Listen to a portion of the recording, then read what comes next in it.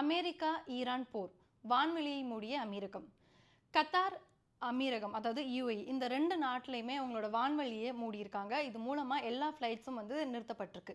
Which means நீங்கள் ஊர்லேருந்து வரீங்க அப்படின்னா ஃப்ளைட்ஸ் கேன்சல் ஆகியிருந்திருக்கும், இல்லை டிலேஸ் அப்படிங்கிறது ஏற்பட்டிருக்கும். தற்காலிகமாக தான் இந்த வான்வெளி வந்து மூடப்பட்டிருக்கு அப்படின்னு ரெண்டு கவர்மெண்ட்டுமே சொல்லியிருக்காங்க. அமெரிக்கா ஈரான் இந்த இரண்டு நாடுகளுக்கு நடுவில் நடக்கிற இந்த போர் எந்த மாதிரி நகர்வுகளையும் எந்த மாதிரி நிகழ்வுகளையும் ஏற்படுத்துது அப்படிங்கிறத பேஸ் பண்ணிட்டு அதுக்கப்புறமா இந்த வான்வெளியை திறப்பாங்க. இந்த இரண்டு நாடுகளுக்குள்ள போர் நடக்கிறதுனால எதனால கத்தார் அண்ட் யுஏஇ வந்து அவங்களோட வான்வெளி தளத்தை மூடினாங்க அப்படின்னு கொஸ்டின் பண்ணீங்க அப்படின்னா, அமெரிக்கா அவங்களோட கடற்படை தளத்தை அந்தந்த நாடுகளில் வச்சிருக்காங்க. அதுபடி பஹ்ரைனில் வச்சிருந்திருக்காங்க. ஸோ ஈரான் பஹ்ரைனை தாக்கியிருக்காங்க. ஸோ இதுக்கப்புறம் யுஏஇல அபுதாபியில் இருக்கிற அமெரிக்காவோட கடற்படை தளத்தை தாக்குறதுக்கு அவங்க முயன்றாங்க அப்படின்னா யுஏஇ சார்பில் எல்லா முன்னெடுப்புகளும் எடுக்கப்பட்டிருக்கு.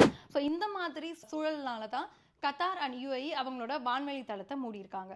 இதில் யுஏஇ கவர்மெண்ட் ரீசெண்டாக ஈரானால் பாலிஸ்டிக் ஏவுகணைகள் மூலமாக நடத்தப்பட்ட தாக்குதலை நம்ம முறியடிச்சிருக்கோம் அப்படிங்கிற அனௌன்ஸ்மெண்ட்டையும் வெளியிட்டிருக்காங்க.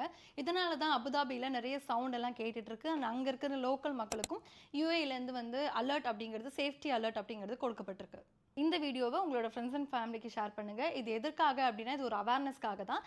யாரும் பதற்றம் அடைய வேண்டாம், ரிலாக்ஸாக இருங்க, எவ்ரிதிங் வில் பி ஓகே.